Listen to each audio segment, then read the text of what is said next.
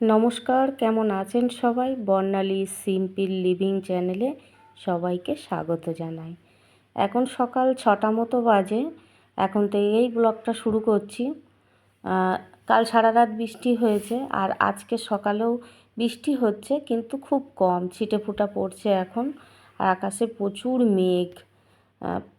তো জানি না কদিন বৃষ্টি হবে। যা হয় হোক, ভালোই ওয়েদারটা এখন।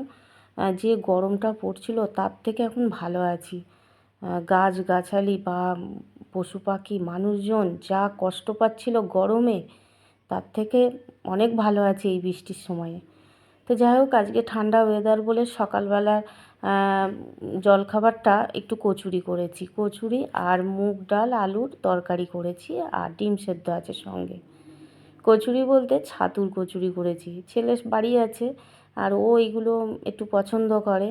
তো ওই জন্য আজকে সকালবেলা ভাবলাম ওয়েদারটাও ভালো, তো আজকে টিফিনটা একটু অন্যরকমই করি। তো যাই হোক, খেয়ে খুব ভালোই লেগেছে, বহুদিন পরই খেলাম। আর যখন খুব গরম পড়ছে তখন তার এইগুলো খাওয়া যায় না, তাহলেই তো পেটের অবস্থা খারাপ। তো যাই হোক, এখন দুপুরবেলা চলে এসেছি রান্নাঘরে, রান্না শুরু করে দিয়েছি।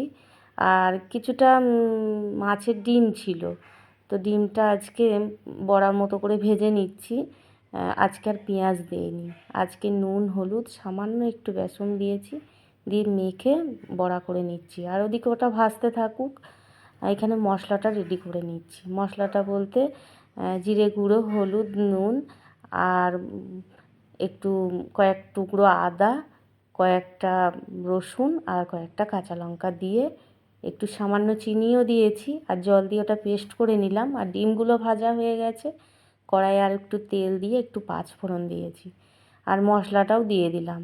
আর একটা টমেটো দিয়েছি। টমেটোটা মিক্সির সঙ্গে পেস্ট করলে ভালো হয়, কিন্তু এই টমেটোগুলো তো আমার ফ্রিজে থাকে, ডিপে বরফ হয়ে থাকে একদম, তো আগে থেকে ভুলে যাই বার করে রাখতে। তো সঙ্গে সঙ্গে রান্না করি আর বার করে নিয়ে আসি, ওই জন্য কাটাও হয় না আর পেস্ট করাও হয় না। তো কড়াইয়ে দেওয়ার পর ওটা আস্তে আস্তে নরম হয়ে যায়, তখন ঘেঁটে দিই খুন্তি দিয়ে। আর আলুটা আগে থেকে সেদ্ধ করে রেখেছিলাম, সেটাও দিয়ে দিলাম। তো মশলার সঙ্গে একটু কষিয়ে নিয়ে তারপরে পরিমাণ মতো জল দিয়ে দিলাম। আর মাছের ডিমগুলো দিয়ে দেবো, আর নামানোর আগে একটু গরম মশলা দিয়ে দেবো, আর বেশ খানিকক্ষণ একটু ফুটিয়ে নেব। আর পাশে ভাতও বসিয়ে দিয়েছি, ভাতটাও হচ্ছে, ভাতটাও নামাবো।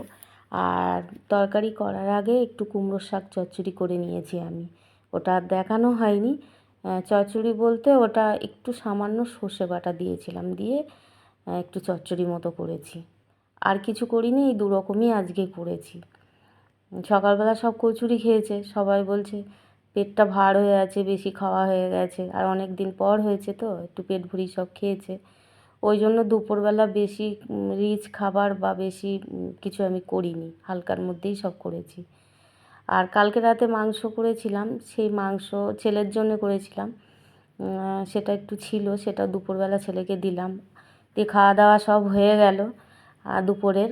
আর সন্ধেবেলা এখন একটু ভাত বসাচ্ছি, একজনের মতো ভাত হবে, ভাত একজনের আছে, আর একজন মুড়ি খাবে।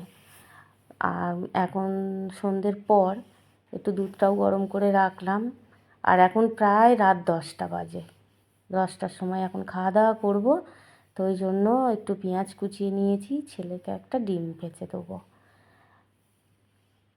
তো ওই জন্য ডিমটা ভেজে নিচ্ছি। ডিমটা ভাজা হয়ে গেলে সবাইকে খেতে দিয়ে দেবো। আর সারাদিন তো প্রচুর কাজ থাকে, টুকটাক কাজ করতে করতেই সময় চলে যায়। পুরো ভিডিওটা যদি করি, মানে সারাদিনে যা যা করছি, তাহলে অনেক বড় হয়ে যাবে, ওই জন্য ছোট করে করে দিয়েছি। তো যাই হোক, ডিমটা ভেজে নিয়ে সবাইকে খেতে দিয়ে দিই। আর আমি রান্না করতে এমনি খুব ভালোবাসি, ভালো লাগে, কিন্তু খাওয়ানোর লোক চাই। তো বাড়িতে তো দুজন থাকি, ছেলে থাকে না বলে আর সেইভাবে এখন অত কিছু রান্না করতে ইচ্ছা করে না। ছেলে বাড়ি আসলে আবার তখন ভালো লাগে।